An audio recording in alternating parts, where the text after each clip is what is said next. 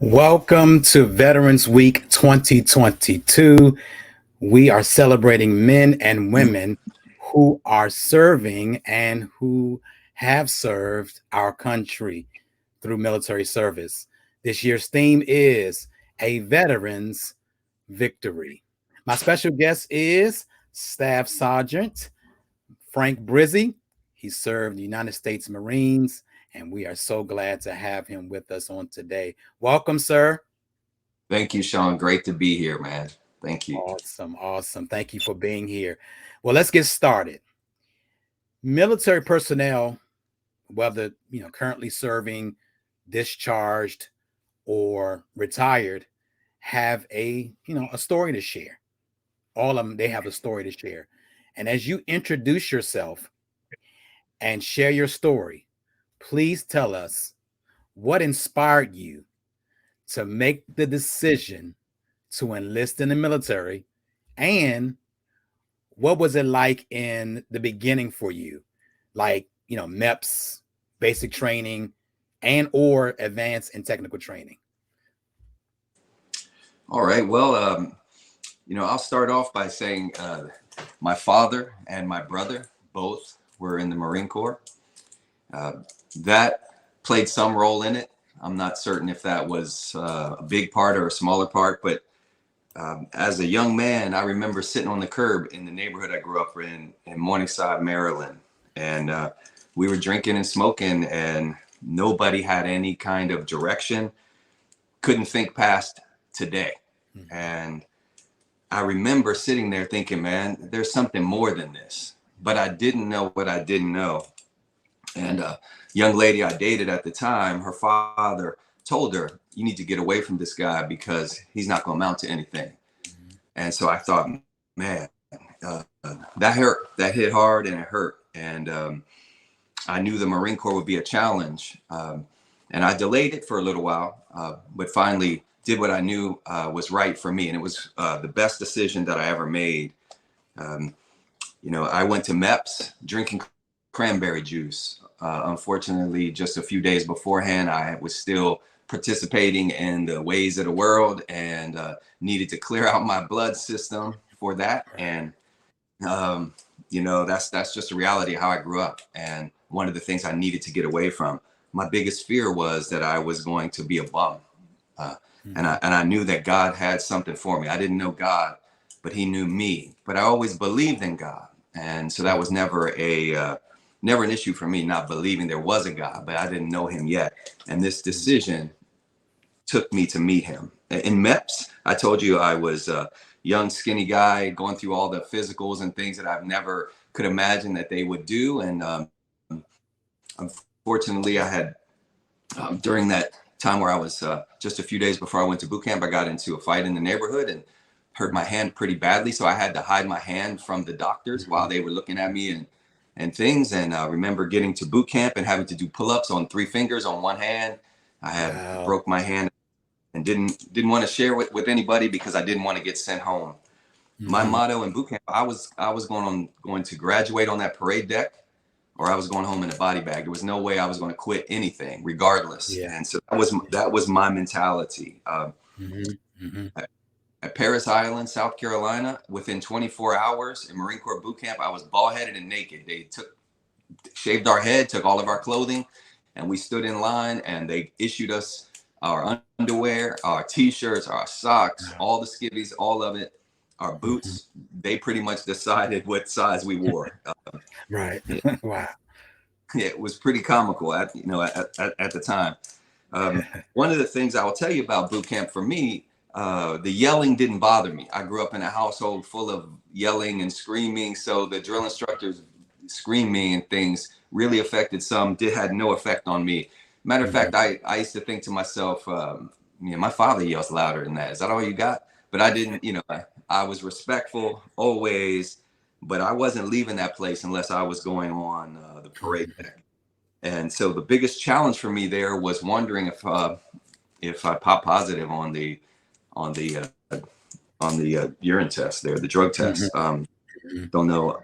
And that was scary for me because I knew that this was a chance for me to get out of the ways of the way that I grew up, of the neighborhood, of the culture that I immersed myself in.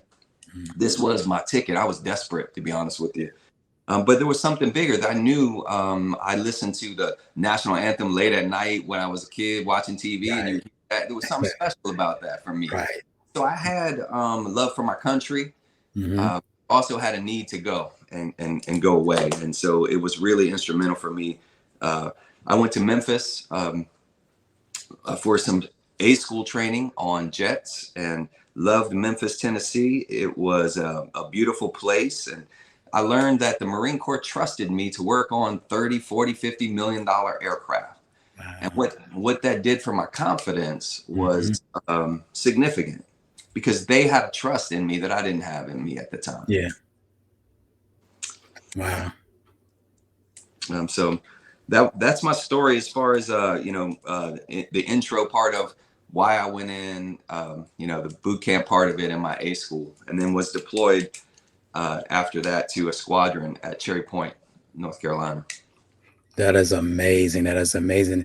I love, how you shared about your boot camp experience at A school, because a lot of people, they don't even make it past MEPS.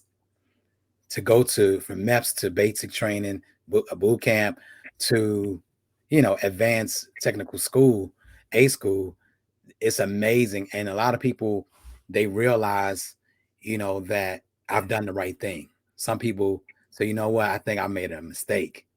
But you realize, I had to leave. I had to get out of here.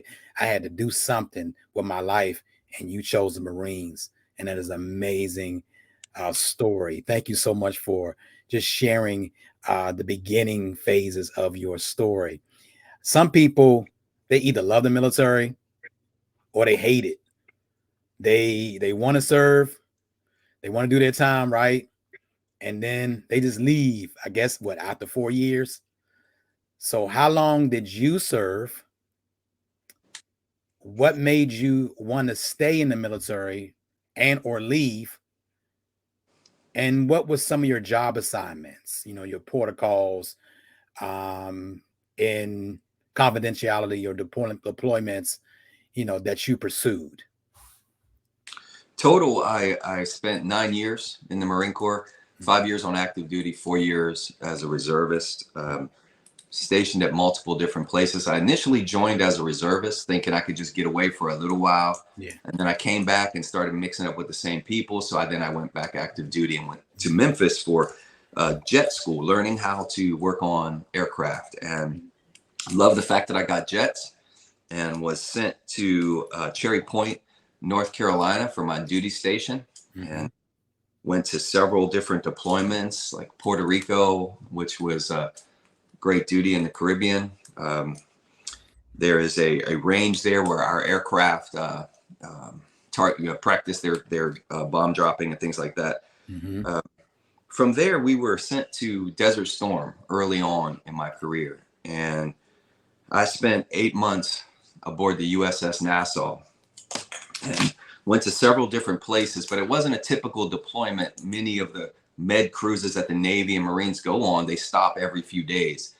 Well, we spent the first 100 plus days at sea without stopping, and it was definitely a different experience.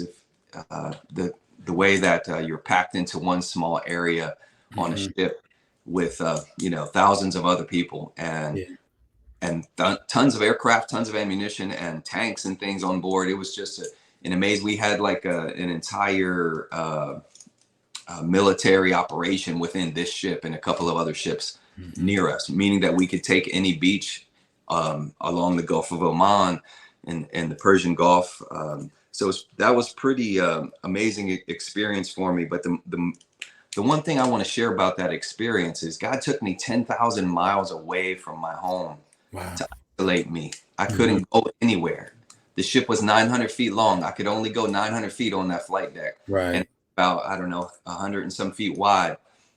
That's it. I couldn't go anywhere. And a young man, Corporal Daryl Radford, that I served with in the chow hall started telling me about this this guy Jesus, and I've heard the name because my father used his name all the time, but I didn't know him. I didn't know the story. At 20 plus years old, I didn't know the story, and I remember hearing him talking to me. But I was also watching him because I worked on jets, and I was in the hangar, and in the hangar of an aircraft carrier is all metal, and these men were practicing for a Christmas cantata, and they were singing while we were working on planes, and it echoed, and it sounded like angels, man. It was beautiful. Wow. But I watched him carry himself. And anyway, long story short, I didn't believe him. He told me about a love that would die for me, and all these things about a forgiveness and a peace. And I just couldn't grasp it. So I went and talked to the chaplain because I didn't believe him. And I went to see the chaplain, man. And I said, is this true? And I didn't go to the Catholic chaplain because I went to the Catholic church, tried to while I was on Paris Island. I didn't have enough weeks left to become a Catholic, so they wouldn't let me. It was kind of a strange situation there, but the Protestant chaplain Dahlman, sat me down in his office. I told him I can't stop drinking, I can't stop smoking, I can't stop looking at things I shouldn't be looking at. I can't, and I don't want to be a hypocrite. And he told me, he said, Frank, God doesn't want you to stop those things. And I was like, what? Wow. And he said, God wants your heart, Frank. That's right. And I tell you what, Sean, I cried like a baby in his office that day. And somewhere out at sea on December 2nd, 1990, man, my life was changed forever. And I felt the weight of guilt and shame and sin lifted off of me, man. It was incredible. And I have never been the same. But that's the only deal I can make, Sean, was if it was up to me to stop those things before I could come, I couldn't get it done, man. So out there on that ship, somewhere off the coast of Israel or wherever we were at the time, it was amazing. You know, I've been to other places, Israel. We stopped in Crete, Abu Dhabi, Dubai, saw some amazing places, and with some amazing people. And that camaraderie built there has been really hard to replicate in any other facet of life. So that's the kind of my that's my tour of duty. I've been stationed on reserve bases in Maryland, where we're working on F-18s, and North Carolina, like I said, with Harriers, AV-8s. It's great experience. Yeah, that is amazing. I love it, and thank you so much for sharing your experience. You know, it's amazing how you sharing your story about your transition and transformation to getting to know Jesus Christ for yourself.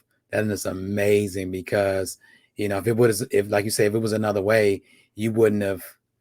It would have been different. But I'm glad after you made that transition, after you said yes, and you decided to allow Jesus Christ to change your life, it was actually even better. You had a better experience. You had a little bit more peace.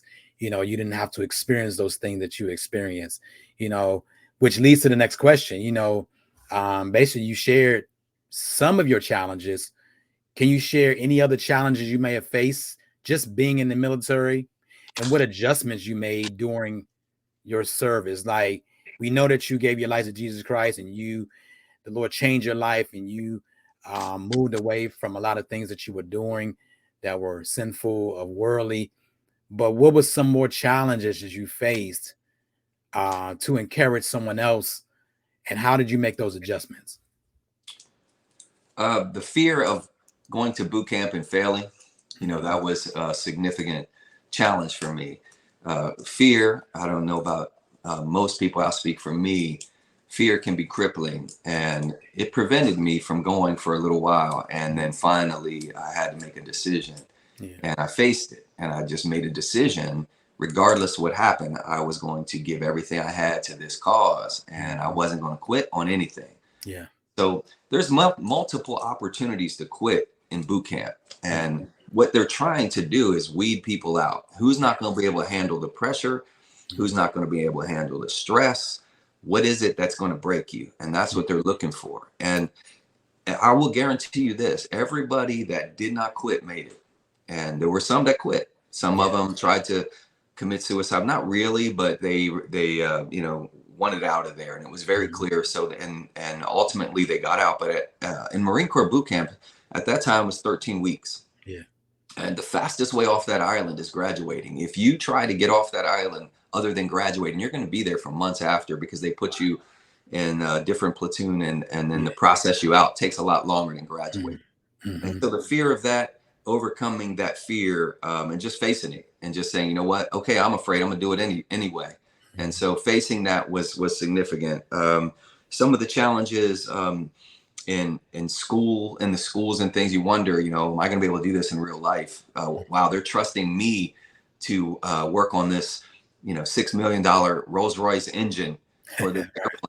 They're trusting me to do these inspections, Mm-hmm. and there's a man flying in that plane, and so that was sobering, right? All the little jokes and fun and things are over when you're out looking at an aircraft, for instance, that someone's getting ready to take up, who has children and a family. And, you know, and during combat, a couple of them didn't come back. So it's pretty sobering. And some of the other challenges, just being away from family, you know, Mm-hmm. that's significant. The military can take its toll on a family and Yeah. relationships. And so that's very challenging. And being able to further my career goals at the time were challenging when you're traveling a lot like that. Mm-hmm. But I did manage to overcome and take some college classes while I was on active duty, Awesome. and took the steps necessary to try to go to another level in my education. Yeah. Yeah. I always encourage those who are looking to be in the military, because it seems, I mean, I have a heart for veterans. I have a heart for the military, because at one point I wanted to be in the military. I went through RTC. I started as Buck Prive Army, went all the way to Italian executive officer. I was gung ho. I was ready. Some of my friends went to the Navy, Army. I wanted to go to Marines Wow. because I like the blues. I like the whole Marine Corps, just, the toughness of it. So I went to the recruiter station, ready to go. What they asked me, they said, "Can you shoot anybody? Can you use a gun?" I was like, no, it's against my religion. Wow. So I kind of chickened out in a way, meaning, I didn't I wasn't that as strong as I thought I was. I wasn't as My decision wasn't made, really fully made.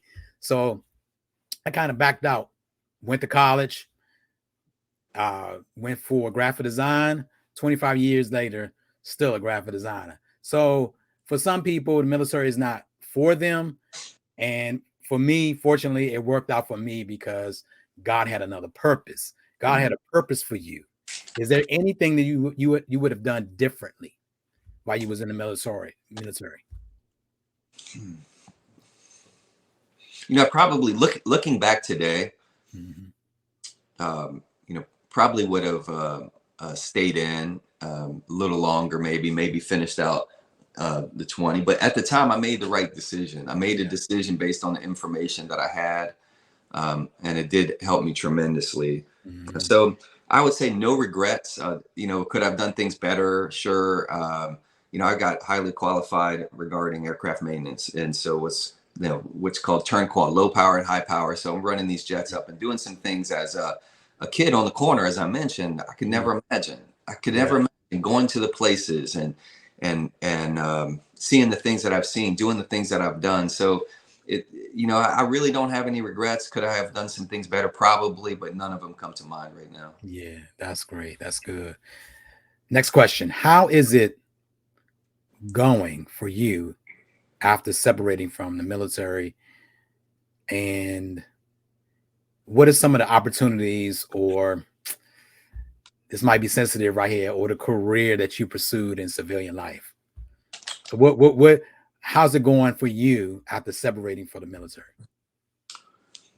You know, I would just say what the Marine Corps gave me was an ability to persevere no matter the circumstances. Mhm. And before that, you know, I can't say that I had that.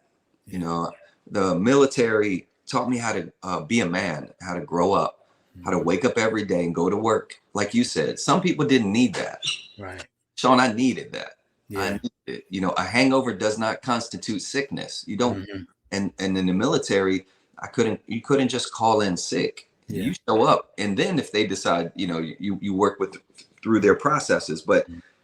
uh, so I would say things are great. in the military, in the Marine Corps, I did take some college classes, and I met an education officer when I was on active duty. Mm-hmm. And he talked to me, a lieutenant at Cherry Point, and he told me there's three kinds of professionals, Frank: doctors, lawyers, and accountants. Mm-hmm. He said your fastest and your best opportunity would be an accountant. And at the Yeah. time, Sean, I never took an accounting class. You know, I had no idea, no concept of what accounting was. Yeah. And so I listened to him, and I got out and got an accounting job as an accounts payable clerk while I was in school. Yeah. And quickly rose through the ranks because the Marine Corps taught me how to work hard. Mm-hmm. And you've been in the workforce here in the last 10 years, you understand that a lot of people just like where they're at. They're not looking to work hard and move to a higher place. But I don't know how to take on the next role. Like I don't know how not to move forward in my career. And so that's what the Marine Corps taught me. Always next man up. And I read. And so I've always positioned myself through that. And I gained that skill, that desire, that fire, that fortitude from the Marine Corps. And so, you know, I got my degree in accounting, business management with emphasis in accounting from the University of Maryland. Yeah. I became a certified public accountant in the state of Maryland, which I still hold today. I got a master's degree at Liberty University. Awesome. Yeah. So, you know, the education side has been fantastic. The ability to take these classes since my time in the Marine Corps, my grades, you know, I was academically dismissed before I went into the Marine Corps, you know, from Georgia's Community College. And then from there, turned everything around where, you know, 95% of my class, 99% of my classes were A's. And so that was just an amazing turnaround. Yeah. And they just gave me an ability to believe in myself, right?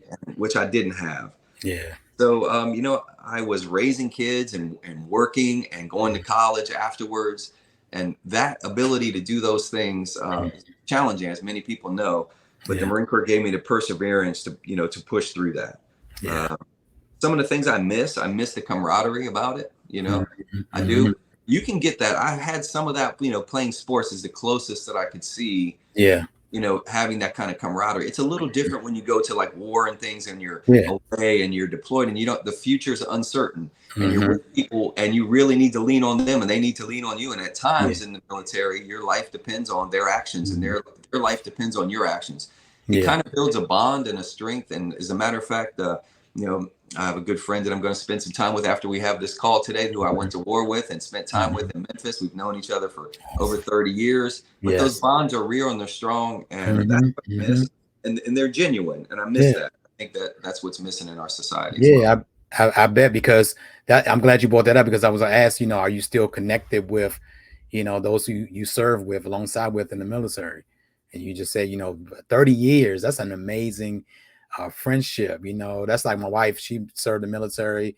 She has people in, that she still connects with. We have one person who's coming to interview, actually two people that she's connected with, and you. And so, yeah, I mean, it's important to, you know, create those bonds, because, yeah, I bet in the military you have those connections, those, you know, the buddy that are back in the day, they used to have the buddy system.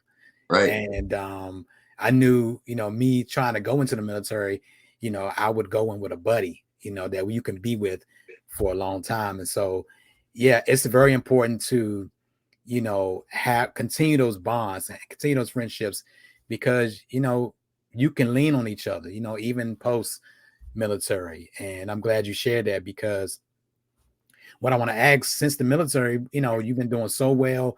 And what I see is God has always had your back, because you have purpose in your life, and everything you've done, you did it with a purpose. And now you are where you are. You're living a life. When I see you on Facebook, you got pictures, you running, you going this place and going that place. I see mountains behind you. What are some of the things you want to pursue in the world? What do you want to do next? Wow. Well, one of the things that I've always wanted to do is to help orphans. As you know, I've adopted two children from China. So somehow, some way, I've got to support that cause. And, you know, I've asked God what's next. And in that realm, we're supporting a couple of children through Compassion International. I believe in that. I believe every child should have a home, man. Every child should wake up and have somebody they can call their mom or their dad, whether they're blood, it doesn't matter. So I'm very passionate about that. Also, Sean, I've also always wanted to start a church, Yes. and I see that, and I've seen you do it, Yeah. and I've watched that, and I'm proud of you for that, man. Thank you so Because much. um, for me, I'm looking for those, and I've asked God recently, show me my people, and so Mhm. I'm asking Him, Mhm. and I've had some opportunities and talked to some folks about that possibility, and they're talking about, oh, we've got a building and we've got this and we've got everything's turnkey. But I said, that Mhm. sounds great, but why can't we just let's get together and pray and Yeah. let God open Yeah. what needs to be open. It has to be born from the Spirit, and so Yeah. it's not ready yet for me in Mhm. that area. Mhm. Those are a couple of things that I've always wanted to pursue, and then in just running for me, I love to run. I'd like to run 100-mile race. Wow. The farthest I've ran is only a marathon, but I Yeah. look forward to running further. That endurance of that, the mental part of that is just amazing. Yeah. Uh, so I love that. I'd like to learn to play guitar, to be honest with you, and Yeah. I want to learn jujitsu. I always thought those are a couple Okay. I've always wanted to do. And I want to travel to Israel, man. I've been there once. I never got to go to the Holy Land, so I'd love Yeah. to go in that Garden of Gethsemane and pray just like our Lord did. And Yeah. so those are some of the things. If you can pray for me on some of those things too, that would be awesome. I appreciate that. Definitely. Definitely. I could say to the pastor role, for me, I had to learn not just have passion, but compassion, because you're caring for his sheep, because you're the shepherd, and it has to be learned. You have to look at Jesus as our example, not man, not the world, because it's a fine line with those who come against Jesus and hate him. Because if you really, really doing it and really, really know that you're called to do the pastorate, then you would do it with everything that you have, whether it's one member or 100 or 1,000 members or 10,000 members. But I definitely will be praying for you on that. I'm not gonna mess with you on the jiu-jitsu thing, but that is amazing. Israel is one of my dream trips. I want to go. I have a cousin who said, "When you ready, let me know." He go everywhere on a budget. He be going to Israel like, I don't know how he do it, $500, and I I said, okay, when I'm ready, I'm gonna connect with you. So, or I might connect with you, Frank. But All right, I'm down. Israel is my dream trip. I just want to see everything. I don't want to go to the fake the fake one, the fake Holy Land in Florida, but I want to go to Israel. My wife and I, and just and just enjoy it. And one of my dreams is to minister there. I would like to do like some kind of broadcast or just minister right there, in the Holy Land. So yeah, we're gonna be praying for each other. Definitely gonna keep you lifted. Last question. Yes, What sir. would you say to encourage and inspire people who are looking to enlist, currently serving, and retired? What would you say to encourage them? For those considering it, I would say it's not for everyone, but I think everyone can benefit. Hmm. Um, I think it would be an honor to serve your country. And I know that we have challenging times now, but Hmm. it's been that way since the beginning of of our country. And so, uh, I don't regret not doing it. I would Hmm. ask people, if you're going to regret it 20 years from now, then do it. Yeah, And if you can, in 4 years goes by pretty quickly. Looking back now, yeah, those enlistments can go by pretty quickly. And I yeah. would give the ones that are considering it the advice that don't quit. Just Hmm. suck it up. Go through the 13 weeks or the 12 weeks or 8 weeks, whatever the boot camp that you go in. Yeah. It ends. Life isn't just like boot camp is. After boot camp, it Hmm. does. You do become, a Marine, a soldier, airman, whatever, sailor, and you are given responsibility. So that tearing down process is necessary to build you back up and give you the Yeah. confidence. So stick with it. Don't quit. It'll end soon. Just suck it up. Keep your head down. Hmm. Um, just a really quick story. My first 5 minutes at Paris Island, in the middle of Yeah. the night, they drive you through a swamp and you can't see where you're going. And Yeah. so South Carolina, it's all dark, and you show up, and all of a sudden you see this light in the distance. And you're on a bus with a bunch of other people, Hmm. and then this guy steps on there and he's screaming at the top of his lungs, and you get out on these yellow footprints, Yeah. and it says, "This welcome to the world's finest fighting force." This big sign, all this. So I'm Hmm. thinking to myself the whole time, just keep your head down, keep your head down, keep your head down. Don't. And I was the first one, man. They said, "Oh, whose jacket is this?" I had this nice jacket on. Right. It's my brother's, right? because it had his name on it and it didn't Yeah. match my name. So, so he's like, "Oh, you stole this jacket and you brought it down here. You're going to jail." So within 30 seconds, so I would try to say, what I'm trying to say is, yeah, keep your head down, and it ends, it's over, and it's just a weeding out process. And just, if you don't quit, you'll make it. Yeah. And for those that are in today, I just want to say thank you for serving. In this time, the uncertainties of this era that we're in bring new challenges, and I'm so glad that there's folks that stood up to accept those challenges. So my only message for them is thank you, but also prepare yourself for when you do exit, whether it's in 4 years or 8 years or finishing your tour. Get the education that you need, whether that's going to be aircraft mechanics or go to college or whatever you need to do to prepare yourself. I would encourage you to do that. Yes. And for those that are already out and they've had a successful career in the military or a successful tour in the military, I thank you for your service there. But don't rest on that and look back your whole life resting on that accomplishment. There's much more to be accomplished out here. We can help others in other ways. Thank you for your public service, but there's other public services and things that need to get done. A lot of times we look back and we want to reminisce, and we spend the next 20 years reminiscing about our last 20 years. And I would just encourage you, find a new cause. Yes. And serve in that capacity, because obviously you have a servant's heart. That's right. That's right. And there's so many disabled and dishonorably charged veterans out there. Some of them are still serving. Some of them are out because of that, and it's so many veterans need help. And if you can help any veteran on today in any way, please do.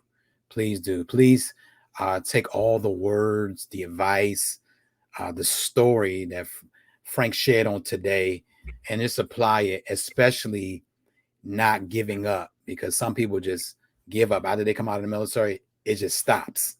But you don't stop there. You keep going. Just like I heard my wife said, you always want to do something different while you're in the military.